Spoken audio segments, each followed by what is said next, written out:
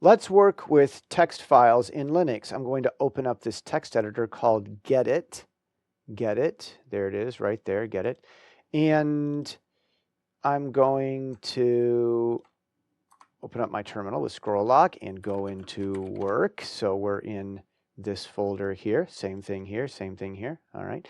And this is the thing, beautiful, beautiful thing about Linux. I could, okay, make my document and then click, maybe save, and then choose where I'm going to save it. Oh dear, let's resize that monstrosity. By the way, that's a cool thing about Linux. I can press Control or Alt, how I have it set up, and then just right click near the edge of the screen and resize the window that way. Isn't that nifty? Okay, but this, you see this save way of like save the file as, such a headache. You don't have to do it that way in Linux. Now, another option, you see this a lot, create a document. I'm going to create my little file here. We'll call it some file here. And then I can take that and drag it in. And now I'm editing some file here that way, right? Okay. But that's also a lot of work. We don't have to do it any of these ways. So you can use the terminal. Remember, this here in the terminal is this here. It's the same place.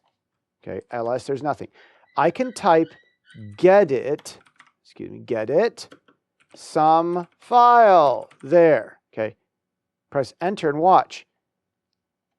It opens it up here. See, the terminal is running things. Just like you can go to the menu and clickety-click-clack on the pretty pictures, the terminal also is running the same things. And this program here is called Gedit. So I just used Gedit to open up some file there, but you don't see the file. Gedit here thinks that it's editing this file, even though the file doesn't exist. Now, here inside Gedit, I'm going to press Control S and you'll watch the file magically appear. So if you see, if I type ls, there's nothing there. We're editing the file by a file name that doesn't exist. So here we go. Control S. Here we go. Ready? I'm in Gedit here. Control S. Boom. There's the file. It suddenly saved it. Now if I type ls, there it is. So in Linux, you can use a text editor to edit a file, even though it doesn't exist. And when you save it, then it will create that file. Isn't that something else? And it's not just a graphical editor like this one. There are editors in the terminal you can also use, but we're going to get to that in a second. So let's put something in here. Let's put in some lorem ipsum into our file. There, it's even got a space on the end. That'll mess up some things. Okay, well, that's great. I'm going to press Control W to close this. You can do that in Windows a lot also. So I can also use a text editor inside the terminal here to edit things.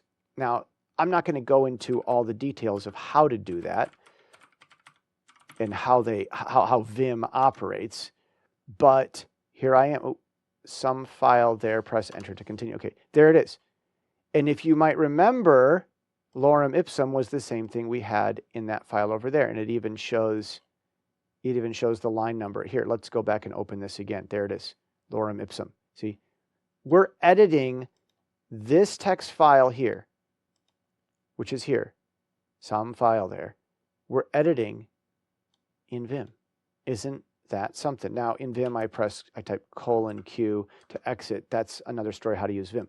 Look at that. Isn't that nifty there? Okay, all right. Now, again, there's a lot that I can do to edit this.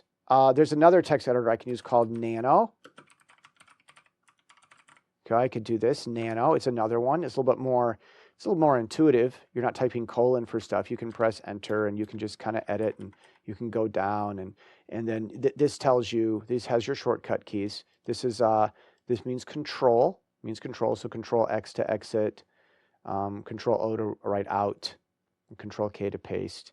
I believe M- is Alt, so Alt U for undo. So, Nano is an editor many people use. So I do Control X to exit, save modified buffer. No, I'm not going to save anything. Made changes. Okay. So there we have files. How to edit a text file in Linux, create a file. Pretty simple.